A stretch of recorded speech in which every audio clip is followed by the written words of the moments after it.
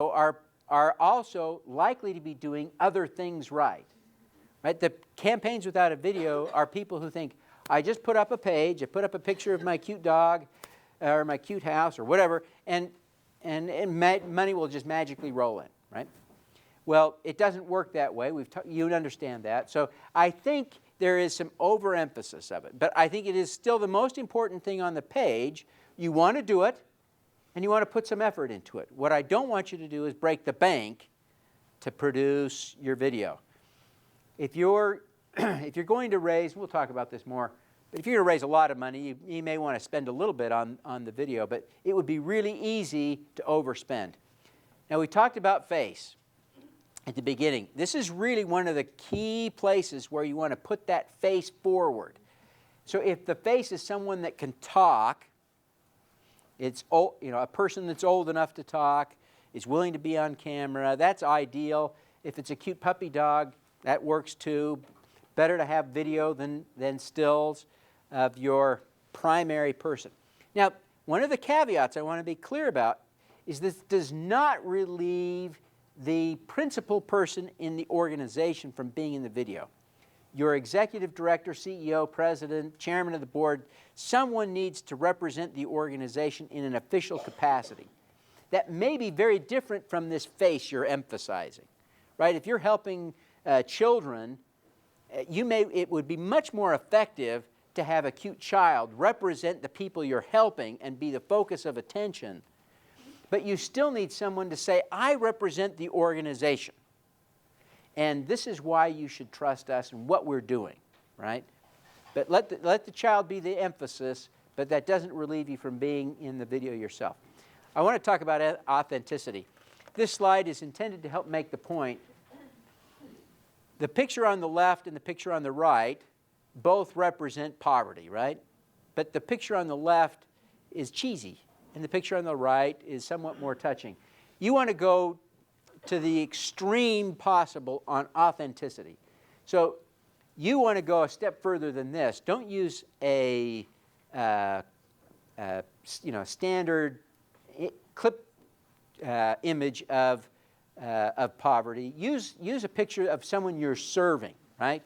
Actually use as much stuff that is real and about you as possible. You want your video to be short. Now, there are exceptions. We've all seen good videos online that are over 3 minutes. But there is a clear break. And it may now be somewhat self-fulfilling because we saw this data long ago. But if a video is 3 minutes or less, it is far more likely to be viewed. Because when you look at a video online, on Facebook, your friend posts a video, what's the first thing you look at after the title? How long? How long is it going to take me to watch this? And if it's more than about 3 minutes, we all say, I don't have that kind of time. 4 minutes, holy cow, what do they think I am? But 3 minutes, oh yeah, okay. So keep it to 3 minutes or less. 2 minutes and 59 seconds is better than 3 minutes and 1 second. And cover as much as you can in that first 30 seconds. You want to make sure that if someone turns it off, and a lot of people do, even people who think they're up for 3 minutes, if they're bored after 30 seconds, they're going to turn it off. So cover as much as you can in that first 30 seconds to make sure that your key messages are there. You want to use powerful images. Now, it's oftentimes difficult to get good quality video of powerful things. But we live in a day and age where everyone has a camera everywhere they go. So getting still images is pretty easy. How many raise your hand if you do not have a camera with you? Right? Okay, we have one. I think we have one person in the room without a camera. And so it is almost universal that we have cameras and the ability to take pictures. So I'm not suggesting that you'll take fresh pictures with your camera so much as that you'll have the ability to find still images in your group, right? You'll be able to say to your partners and to your champions, what pictures can we gather for our video? And with a few emails, you'll be able to gather great pictures. You want to try and tell a story. And the way I suggest you do this is you create a sense, explain the status quo, the world we live in, and then explain the world you would like us to be living in. Talk about the solution to the problem that you're going to provide. And then make it clear why you can't do that without the money that you're asking for. Right? We can't build the school in Pakistan until you give us the money. And then make it clear to them how their donations will allow you to get that money. And then as you do that, that will create that compelling story to get people to contribute to your campaign. And finally, you need to make an ask. You need, very specifically, you need to ask people to donate to your campaign and to share the word. Right? You want them to do both things, so be sure that your video specifically asks. I would also encourage you to be sure to choose your platform before you make your video. And the reason is you want to be able to use your platform-specific language when making the video, so that you say, press the button that says donate, or press the button that says support, or press the button that says back, because every site has a different button, right? So you want to use very specific language so that your video calls out that very specific action that you want them to take on the crowdfunding site. Now, as you finish your video, I want you to go back and review and make sure you've done the basics, that you've used the names of the people that are in the video, that you've identified the name of the organization, that you talk about where you're serving people, how you're serving people, why. Make sure that all of these basic things are there so that people don't watch your video and get sort of half the message. It's really easy to do that, right? We've all been through processes, and sometimes the most edited things are the victims of a problem, right? Because we take out some linchpin piece of the story thinking that it's superfluous, and then someone who's never seen it before watches it and they say, well, I don't get it. And it's because we took out something we thought was redundant after we'd watched it 50 times. We talked a little bit about quality. Yes, question over here. What's better? I've seen two real big different approaches in videos. I've seen the approach where they try to shock and hurt you or make you feel so bad for this video that you have to give them money. But then I've also seen that backfire and turn off people. And then I've seen the exact opposite where they show like really, really positive reinforcement type images and that gets people interested, but then that also backfires. So what's the better approach? Well, I think you raise a great question, and I'm not going to swear to you that I have the answer, because it probably varies from organization to organization and cause to cause, and videographer to videographer. But I would suggest that you need both, right? You need to be able to identify a serious problem that needs to be solved and that would be dire if it went unsolved. But you also have to create that clear, hopeful message that you actually have a solution and that the solution is at hand if people provide you just a little bit of money. So I think the story should include both in order to make that compelling point. Yes? I know I've seen on Kickstarter, I think, they have like a tutorial on best video practices and like which ones have worked. So you could also look there, for example. Yeah, great tip, great tip. So on this quality issue, I want to, let me just make it clear why I think you should spend significantly less than 5% of your goal. If you were to say, and it wouldn't be crazy to say, okay, we're going to raise $25,000, let's spend 20% of that or $5,000 on a video. I mean, it would just be the greatest video ever, right? Well, if you do spend $5,000 on your video, and then you raise only $10,000 instead of $25,000, now it's not 20% of your money, it's half. And there are other costs to the campaign.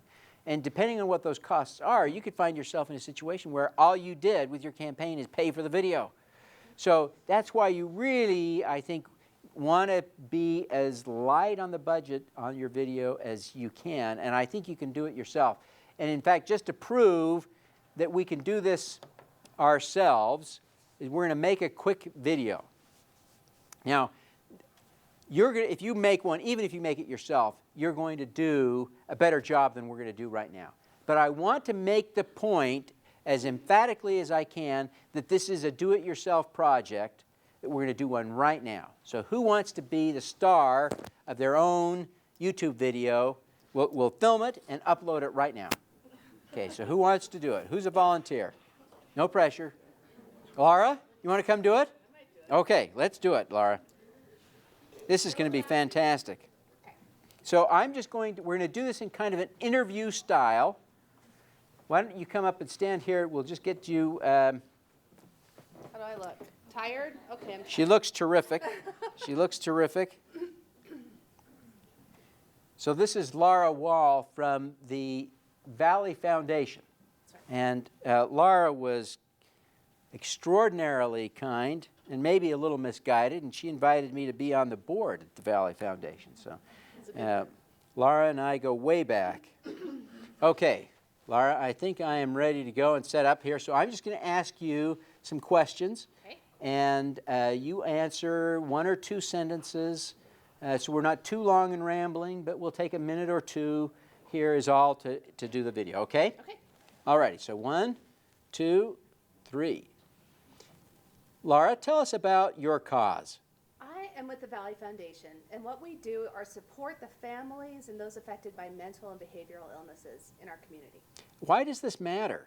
Well, 1 out of 4 people suffers from a mental or behavioral health issue in their lifetime, so it's a huge part of our population. We have to help.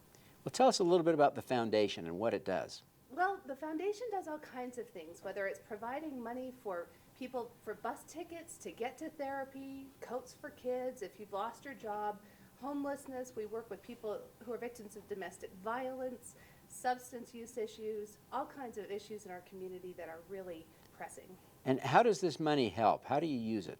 Well, we help the families, and so anything they need to get therapy for their loved ones, we're going to support it. Things that aren't covered by insurance or Medicaid, if they have no money, that's why the foundation is there. And geographically, where does the money go? Well, we are a Utah-based company. We're actually part of Valley Mental Health, which is now Valley Behavioral Health.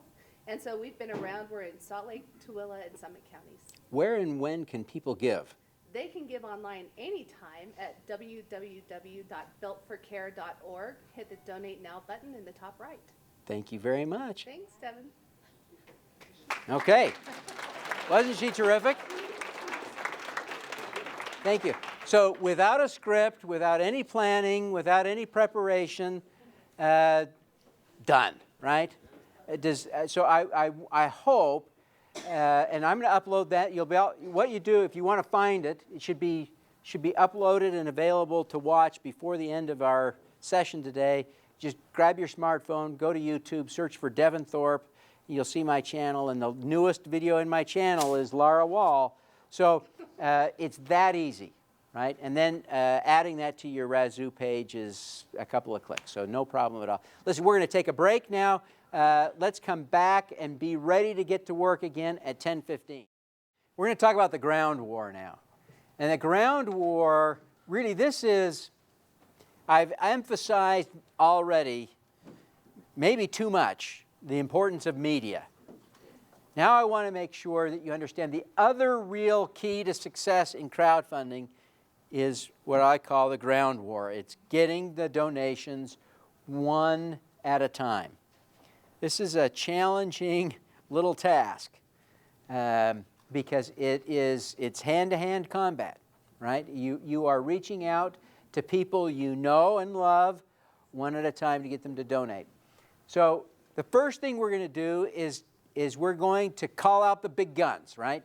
And here we're going to target people we think will give us big money, so at least $500. And we're going to schedule meetings. We're going to get a sit-down opportunity to be face-to-face with people and tell them our story and ask them for help. For Love Utah, Give Utah, for a nonprofit campaign, generally speaking, the best way to do that is to ask them to be a a sponsor or a matching partner, right?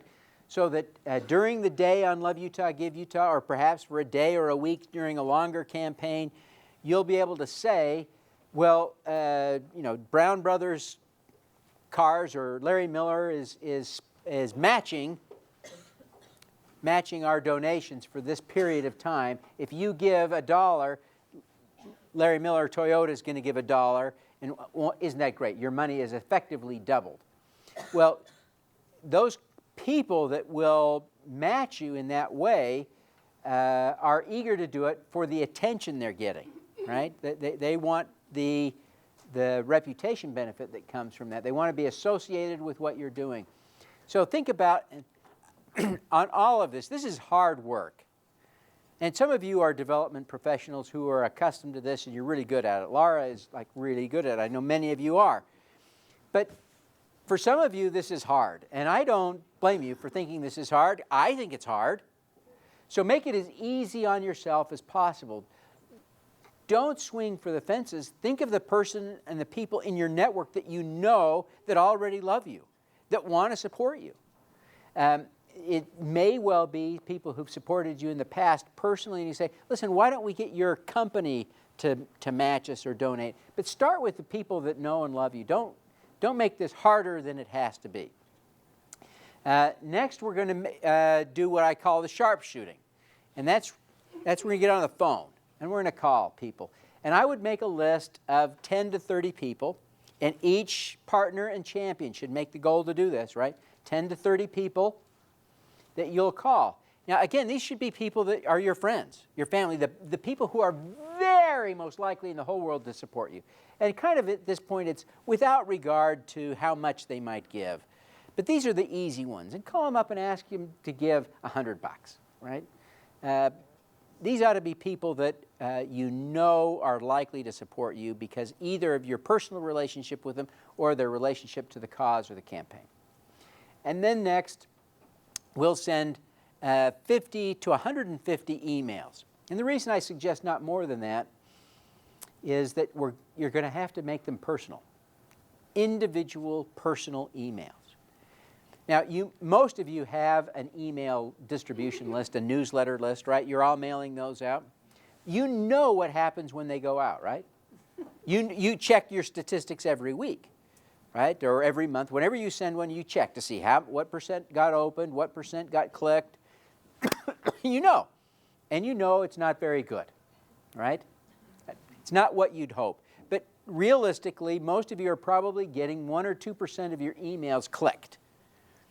And so if you're asking for money and you get 1 or 2% clicked, you're going to lose some of those, right, between the clicking of the email and actually donating. So you're lucky to get 1% of your newsletter list to give to you. So what I'm talking about in terms of email is a completely different approach. This is personal. I want you to think about the people you know and how you can reach out to them. So I would suggest you start by writing an email to your mother. How many of you have a mother? Even if she's gone, you can write an email to her as if she were here. And the reason I want you to do that is that you're not going to use marketing language with your mother. You're not going to try and sell her a bill of goods. You're not going to hype. You're going to tell her from your deep down why it is you care about this cause, why it's important, and why you want her to give up her hard-earned dollars. It's very personal for you and for her in this sort of intimate communication. You can then take another crack at this, starting fresh if you want, writing an email to your very best friend. And I mean that literally. Literally, think about who your very best friend in the whole world is and write an email to him or her and make that connection. You can use those 2 emails then to draft what might become a template that would help you have some content you could copy and paste into an email or use in a mail merge situation. But you want that feeling of that communication you had with your mother, right? That very personal, intimate, marketing-free kind of language so that it's very personal. And then when you actually sit down to write emails to other people, you've got to start by putting in their name, Dear Sally, right? And then you've got to have some sort of connection sentence or paragraph. It was so great when we got together at the park this summer with the kids. It was great to go golfing with you. I can't wait to get out skiing with you. We haven't done that yet this year. You've got to have that connection that's personal and authentic so that they know you want absolutely every person who gets this email from you to recognize that you sat down and wrote a personal email to them personally, right? Because otherwise it will be treated like your newsletter, and you'll get 1%. If you write personal emails to 150 people, the way I've described, you will get 50% of them to donate. Okay? That's a big difference than 1%. And that may well mean that if all of you, if you have 5 partners and 10 boosters, or 10 champions, 15 people doing that, you could get a lot more money than you could ever get from your list, right? So this is how you actually go about extending your list and bringing in new people, because just working your list isn't going to get it done anyway. So that's kind of machine gunning, is to do the email, because it's as hard as it is as I've described it, that's easier than the phone call, trying to get people on the phone and connect with them. Your goal is sort of like D-Day. You want to bring this all in one day. And of course, for Love Utah, Give Utah, that's all you've got. You have to do it in one day. Now, you get a cheat with Love Utah, Give Utah. And this is something that was not well known last year. I want to make sure you all understand it for this year. And that is, you can get people to donate in advance or pledge in advance. So they go on to your page and they can actually make the pledge in advance, and it will process on March 20th, Love Utah, Give Utah Day. So you kind of get to cheat. It gives you weeks and weeks, really, to do your fundraising. So it's not all on one day. And it just comes in on one day, and we celebrate it all on one day. But on a regular crowdfunding campaign, you want all of that. You want to have a lot of your money come in on the very first day. And that's why this ground war is so important, because it allows you to demonstrate credibility and momentum right off the chute. Now, because I am publicly talking about crowdfunding all the time, strangers approach me for their campaigns, to donate to their campaigns all the time. Guess what the typical amount of money raised? I would say at least 50% of the time, probably 70% of the time, that people approach me to donate to their campaigns. Guess how much money they've raised when I visit their page? Zero. That is the most common amount by far when people approach me as a stranger asking me to donate to their campaigns. Now, how much do you think I give to those campaigns as a general rule? Zero. That's right. Now, why? Why do you think I give zero? I'd be broke. That is true. But that's not the reason. Why do you think I don't give to those campaigns? You don't know if they'll be successful. It's no momentum is part of it, but not really. Because they haven't what? You're getting closer. There's no emotional connection. That's part of it. What do you think? These are all valid reasons. We do want to be part of something successful. That is certainly a big part of it. But my fear is, if no one else is giving, if your own mother, if your brother, your best friend isn't giving to your campaign, why on earth would I give to your campaign? You could be scamming me. This could be, there are really not a lot of people that have ever been prosecuted for conducting a fraud through crowdfunding. And it's because of some of the dynamics we're talking about. If no one else is giving, I'm not going to give, and you can't get people to give to a fraudulent campaign. So, as a general rule, no one will give. There's no credibility. So you want to make sure that the very first time anyone who's a stranger to you, anyone who's new to your campaign, you want them to see credibility and momentum. You want them to be convinced absolutely that you are legit. Now, it's not hard if you have a brand like Susan G. Komen, right? you don't have to worry too much. You are credible out of the chute. But a lot of us are representing organizations that are not well known, not household names. And so if you're not a household name, you really have to worry about this significantly because people will just not trust you enough to give. So you want to have that momentum and credibility. Okay, so let's talk about how we pull this off. Let's just go through this math a little bit just to give you a sense of how you can get this money. So if you had 3 to 5 meetings and you got 3 people convinced to give you $500 as a match, that would be $1,500. And if you make, say, 25 calls and you got 15 people to give you $100 each, that's another $1,500. And then if you send out a bunch of emails, and let's say you got 30 people to support your campaign via email with an average of $50 apiece. Well, now that's another $1,500. So you can see how you can get to $4,500 through just this ground war effort before the campaign really even starts. Now, one word of caution.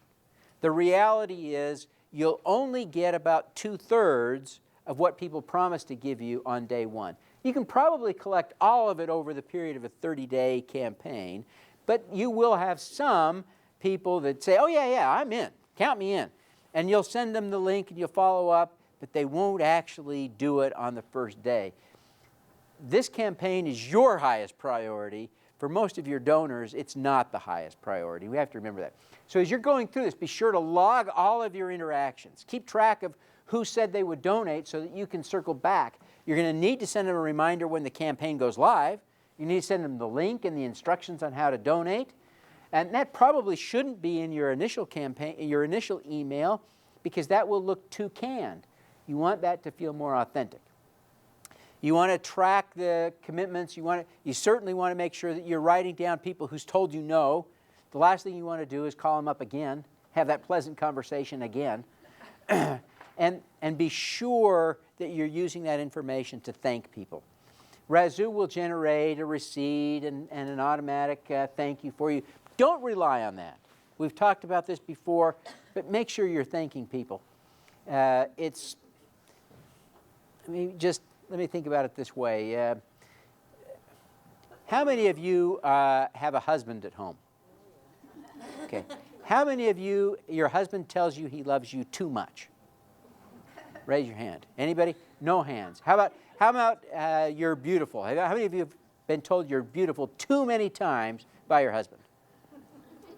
Okay, one. So this expressing thanks is sort of the same thing, right? People are not going to get tired of you saying thank you, right? Now, if it's hollow and cheesy and they feel like you're just asking for money, that will. But you can thank people a lot, and it won't be a problem. Now, here's the best part of the ground war. By far, bar none, the best part is the launch party. On the first day of your campaign, you want to have a party. And if you're doing Love Utah, Give Utah, have a party. That Thursday evening, maybe starting at 4, going until 9. Have a place where people can drop in, but have a party of some sort on Love Utah, Give Utah. Let me give you some ideas for a great launch party, though, for a campaign. You want to invite people on Facebook, and here's why.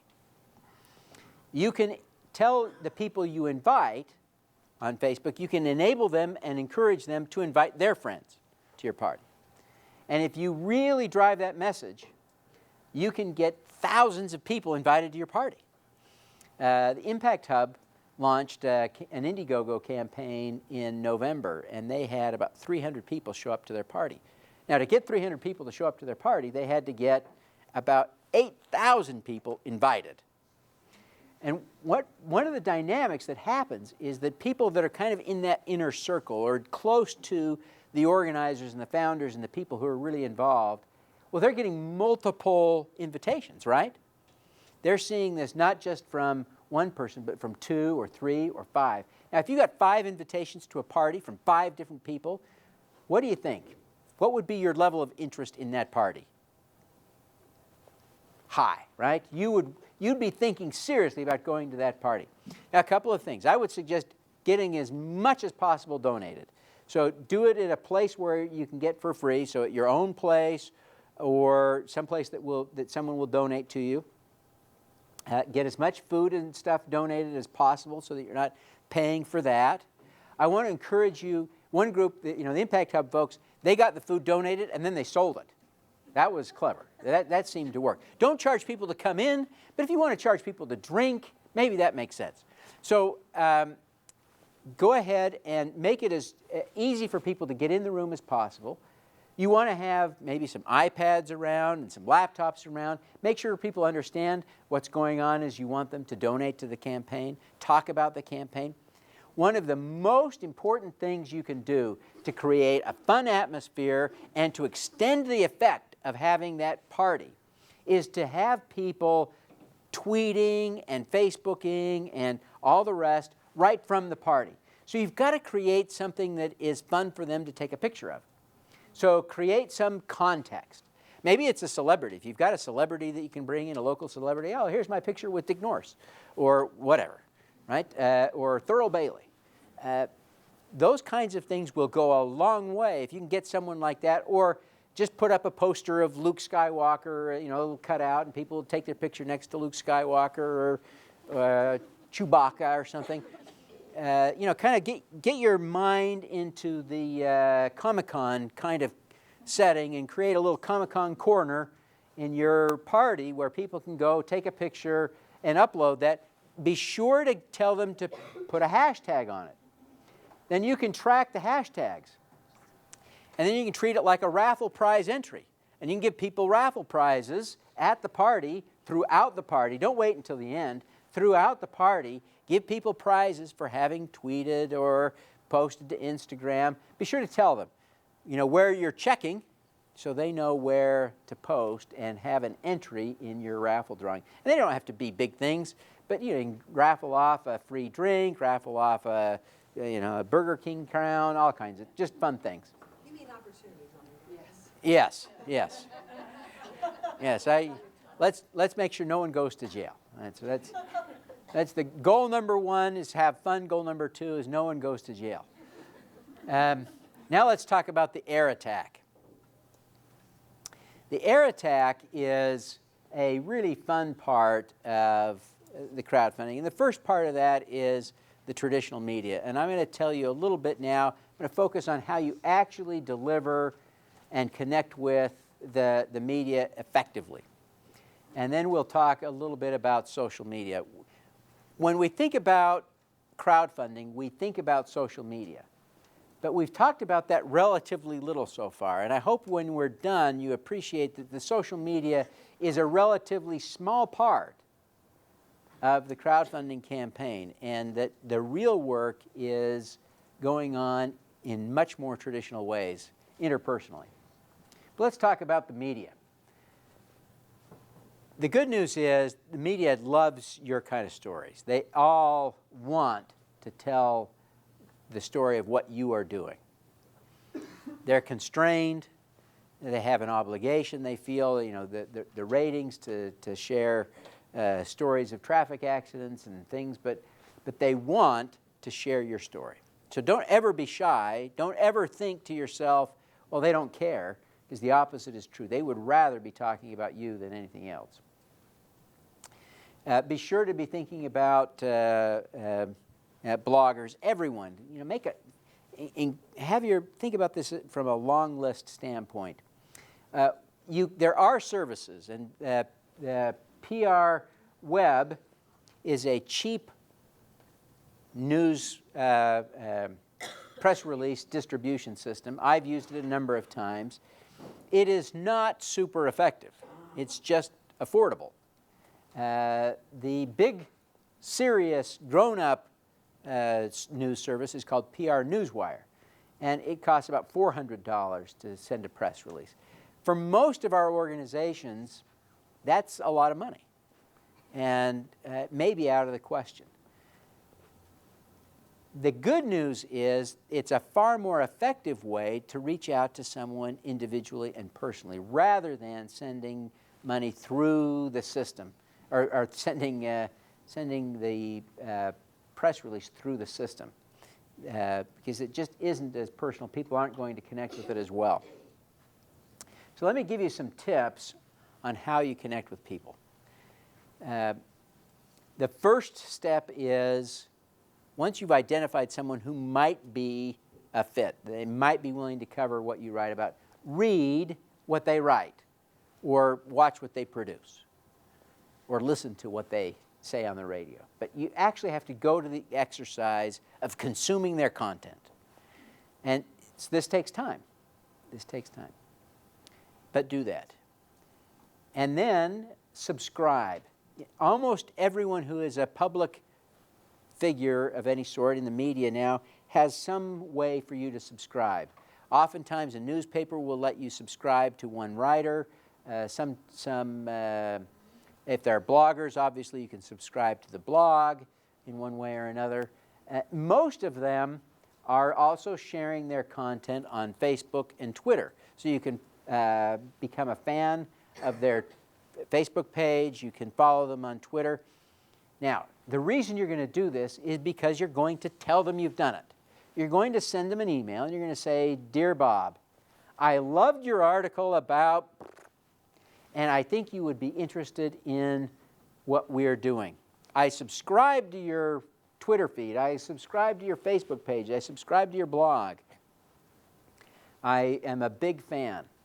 Right? So you're going to flatter the media, and you're going to try and connect with them. You change the relationship with them pretty dramatically when you become a customer and you are no longer just someone pitching a story. Because they get pitched 200 times a week. But one time a week, they get an email from someone who says, "I actually read something you wrote. I loved it. It's relevant to what I've got something that's relevant to you, and I